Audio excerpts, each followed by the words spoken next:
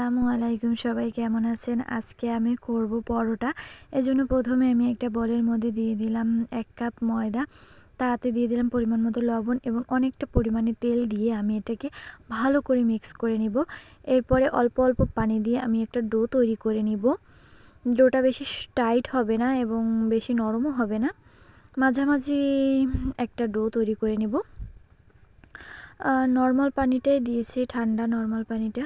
আপনারা চাইলে গরম পানিও দিতে পারেন। যেহেতু আমি তেল দিয়েছি সেহেতু আমার অনেকটা পরিমাণে, সেহেতু আমার গরম পানি না দিলেও চলবে, ঠান্ডা পানি নর্মাল পানি দিলেও হবে। এরপরে আমি লেচি কেটে নিলাম। লেচিটা কেটে নিয়ে আমি এবারে লেচিটা কেটে নিয়ে আমি এবার বেলে নিব একটা লেচি দিয়ে। এরপরে প্রথমে আমি গোল করে, একদম পাতলা না, মোটামুটি রুটির মতো করে আমি বেলে নিব। আপনারা চাইলে তেল দিয়েও বেলতে পারেন। আমি ময়দার গুঁড়ো দিয়ে বেলে নিচ্ছি। এরপরে আমি 2টা ভাঁজ দিয়ে দেব। এটাকে আমি 3 কোণা শেপে বানাচ্ছি, যে যেরকম ইচ্ছা বানাতে পারেন, কোনো সমস্যা নেই। এরপরে আরও ভাঁজ দিতে চাইলে দিতে পারেন। ভাঁজটা দিলে হবে কি, এটা ফুলবে ভালো এবং মানে একটা ভালো এরকম হবে একটা। আর তা না হলে তো মানে রুটির মতো হবে।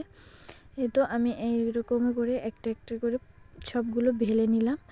এরপরে আমি একটা প্যানের ভিতরে দিয়ে দিলাম অল্প একটু পরিমাণে তেল দিয়ে আমি এটাকে সুন্দর করে চেপে চেপে, মানে দেখতে পাচ্ছেন এসে যে ফুলছে। সো এটা ভাঁজ করার কারণে ফুলছে।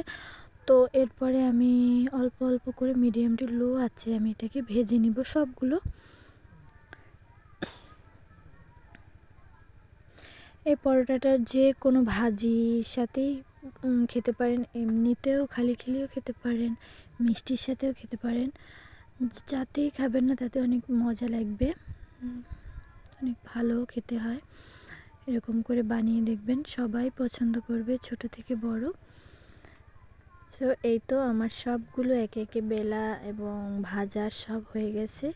এবার আমি ভিডিওটি ভালো লাগলে like, share, comment and subscribe করবেন। আল্লাহ হাফেজ, দেখা হবে অন্য কোনো ভিডিওতে।